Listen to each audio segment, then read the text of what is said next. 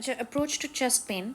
सबसे पहले ABCD assessment होगा जिसमें हम लाइफ थ्रेटनिंग कॉजेज़ को रूल आउट करेंगे। So the life threatening causes can be STEMI, ठीक है। So ST elevation, myocardial infarction, cardiac tamponade, aortic dissection, pulmonary embolism, and tension pneumothorax. So if the patient is stable, we take history and examination. And the next thing we're going to do is we're going to hook up ECG monitoring. इसमें सबसे पहले हम acute management start करेंगे जिसमें cardiac monitoring, pulse oximetry, IV access and O2 supplementation करेंगे. अगर heart का cause is suspected तो हम नाइट्रोग्लिसरिन देंगे, ठीक है। तो नाइट्रोग्लिसरिन is also क्या कहते हैं an immediate management. Now let's look at chest pain differentials. सबसे पहले कार्डियोवैस्कुलर, ठीक है, कार्डियोवैस्कुलर जिसमें सबसे पहले एंजाइना हो सकता है, एक्यूट कोरोनरी सिंड्रोम हो सकता है, पेरिकार्डाइटिस हो सकता है एंड एओटिक डाइसेक्शन हो सकता है, ठीक है। फिर उसके बाद अगर हम लंग्स देखें, ठीक है, उसमें हमारे पास पल्मोनरी एम्बोलिज्म हो सकता है, न्यूमोथोरैक्स हो सकता है कि एयर फिल हो गई है, प्लूराइटिस हो सकती है कि प्लूरा की इन्फ्लेमेशन है, ये नमोनिया हो सकता है, ठीक है। उसके बाद हमारे पास स्टमक में GERD, oesophageal spasm, peptic ulcer disease and oesophageal rupture, ये सब can also feel like heart pain, chest pen.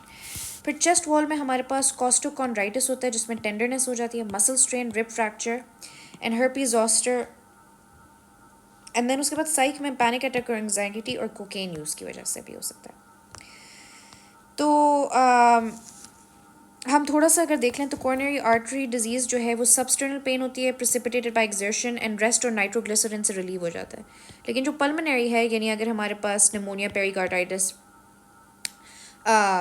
Pulmonary embolism वगैरह से एसोसिएटेड है तो उसमें शार्प स्टैबिंग पेन है। तो if it's stabbing you think pulmo.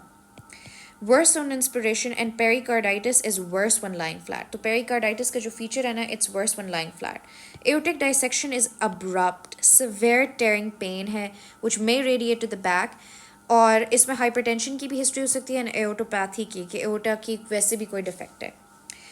Esophageal, ये भी substernal होता है, and it may refer to the neck, ठीक है।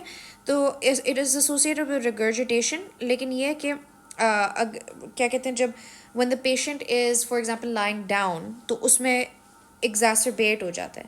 नॉन exertional कि अगर exertion से इसका कोई ताल्लुक नहीं होता, but it's relieved by antacids.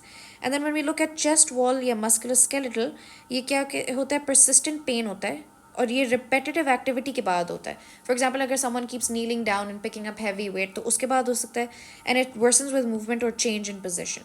So just to recap, coronary, ठीक है, हमने कहा है सबस्टर्नल, हमने कहा है एक्सर्शनल, ठीक है। और किससे रिलीव हो रहा है, एक्सर्शनल है ना, तो rest will make it better and nitroglycerin will make it better. Pulmonary में हमने कहा शार्प स्टैबिंग पेन है, हमने कहा इंस्पिरेशन से इसका मामला है। पेरिकार्डाइटिस जब होगा तो वो it is worsen when it's flat.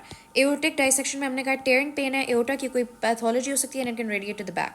Oesophageal में हमने कहा है कि एंटासिड से रिलीव हो जाएगा, ये भी सबस्टर्नल है और रिगर्जिटेशन से होता है, लाइंग डाउन पर वर्स होता है। हमने कहा चेस्ट वॉल परसिस्टेंट पेन है जो कि वर्सन हो जाता है चेंज इन पोजिशन से, ठीक है। अब नंबर 6 है इसके rule out life threatening conditions, ठीक है। अब लाइफ थ्रेटनिंग कंडीशंस हम देख लेते हैं।